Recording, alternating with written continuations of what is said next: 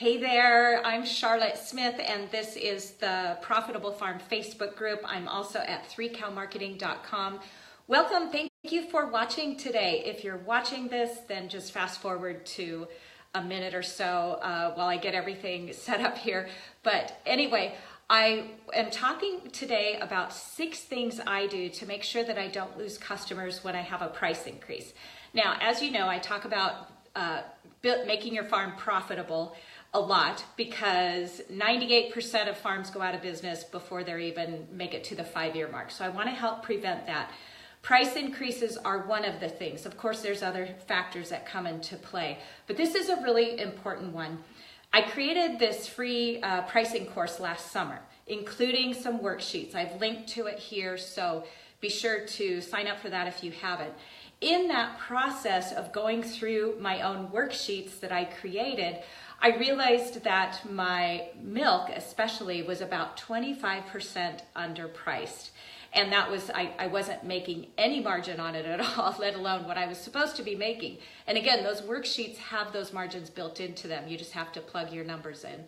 So it took me a few months to gain the confidence. That's one step, and I'm gonna have a video coming out in a couple weeks on what I do to build confidence to make hard decisions in my business. So look for that in the future. But I needed the confidence, and then I needed to make sure I had some other things in order, because it is possible to raise your price like I did by 20% and not lose anyone. And really, we work so hard to get those customers.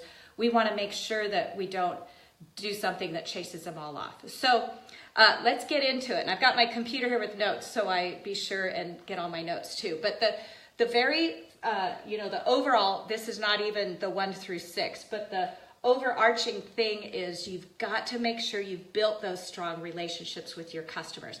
So we have all the resources to help you make sure you've got that in place. Free email marketing courses, my book, so many blog posts. The strong relationships with your customers come first. That will guarantee you don't lose anyone, or at least very, very few when you raise your price. So make sure you've been working on that they hear from you consistently and that you show interest in them, so that they're getting 1 or 2 personal emails from you a month that are based on things that they're interested, not just trying to cram sales down their throat. So once you've got those strong relationships in place, let's go through the things that work for me. The first thing is I am very honest and matter of fact when I have a price increase. I just state what it is. I give them a heads up on certain products. Now we're talking about, for me, it's raw milk today. I observe my customers' behavior in our farm store, and I've noticed that when people come in to buy, say, a steak, they don't look at the price per pound of a steak at all. They never do, a steak or a roast. So if I realize I'm not making my margin on a steak, I will increase it to whatever, $3 a pound or whatever, I don't put up a sign, I don't send out an email, I just keep up on those. Raw milk for me is different though, because our customers commit to coming once a week to pick up their milk year round, and they pay for it if they can't make it. So I want to give them a heads up, and I usually give about 10 days heads up, maybe 2 weeks, 10 days to 2 weeks. And it's just, I'm honest, so I give them a heads up, and I'm matter of fact about it.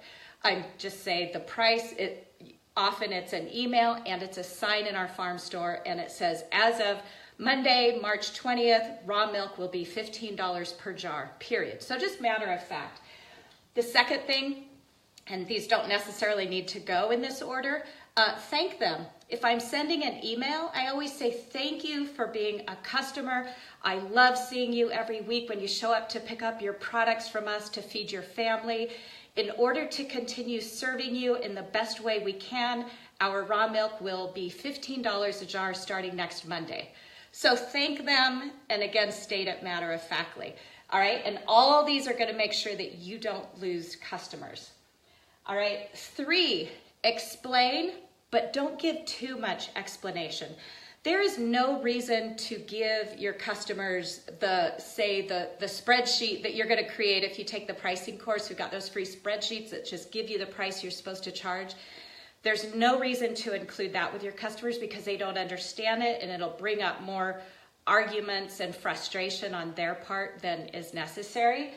But I do want to explain a little bit. So what that looks like on my farm this time around is that I have not raised the price in 3 years, and I'm raising it by 25% because in that time, employees' wages all went up by 25%. Our feed charges went up by about 30 to 35%.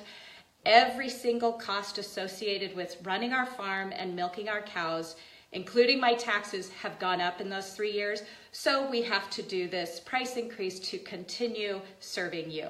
So again, I explain, but I don't do too much explaining because that'll bring up more argument and misunderstanding and frustration. And you don't want to frustrate them. And again, I never have anyone argue with me and we don't lose customers. So don't be afraid that oh good, yay, I'm glad you like that. Don't be afraid that you're going to lose customers if you don't give them a thorough explanation. You don't, it'll frustrate, you're doing it with their best interest in mind. Okay, number 4 is if you have added features that you can bring into the price increase, be sure to mention that. So for instance, if your feed costs increase because now you're feeding a GMO-free feed or you went 100% organic, well, that's an added feature. So be sure to mention that in there. It's not an excuse or an explanation, in depth or anything. It's just an added feature. One of the added features with this new price increase is we now are feeding 100% organic or something like that. So make sure you mention if there's an added feature in there.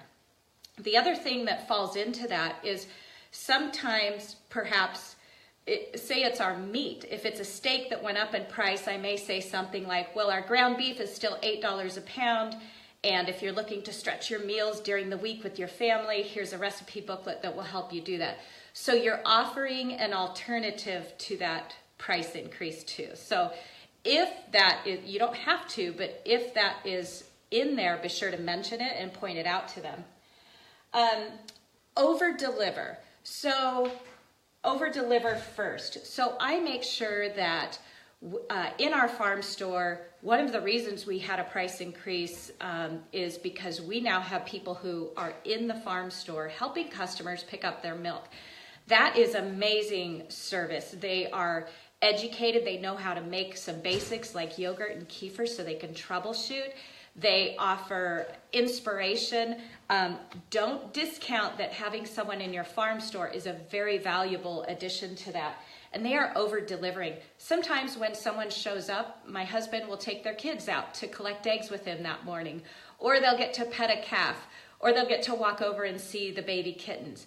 So you may think that's just part of farm life, but trust me, that is over delivering. So be sure that you've built that into there, because trust me, they are not getting that at the grocery store. So those are all ways that you over deliver, which means, again, they accept that price increase without a blink of an eye because they already know the value in there.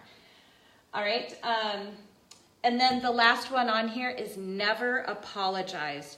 It's so easy or tempting, I should say, for us to say, I'm really sorry, but I have to increase our price. Don't, because it makes you feel like you're doing something wrong, and it makes them feel like you're doing something wrong. So don't apologize. And often, now I'm not overgeneralizing here. I'm not saying all men are like this and all women are like that. So don't go there on me. But what I do want to say is often I will look to the men in my business for inspiration and for courage to not apologize, or the reminder to not apologize. Because when my hay broker shows up to deliver my hay, he's never apologized. I've been using the same guy for 10 years, and he'll just say, hey, the price increased this much, $350 a ton, here's your bill. So I look to him and I'm like, okay, Rick does that, he pulls it off. I do not feel icky when he doesn't apologize, so therefore I can be strong and straightforward and not apologize. So don't apologize for your price increase. It's nothing you did wrong, and you make them feel icky when you do. So let me see if I covered everything here that I wanted to. Sorry, I think, oh, look at that, I just apologized. It's so, I don't know, it's so second nature to some of us. So I really try to not apologize on anything. Okay, I think that's it. So to sum up, this is going to go out to our email tomorrow with a more thorough explanation of everything written down. But start with building those strong relationships, and then when you have to raise your price like we did by 25%, nobody bats an eye, nobody will leave you. As a matter of fact, they will bend over backwards to do what they can to keep you in business.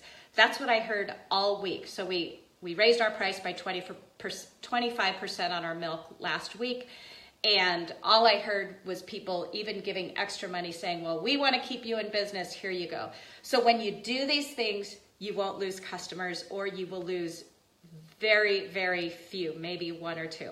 All right, take care, everyone. And, oh, okay, so I'm going to try to look at some comments. This is always hard on my phone. Bunny said that at the farmer's market this year, we sold per item. Gosh, I'm getting old. I have to take my glasses on. Most things are 3 for $2. Oh, shoot.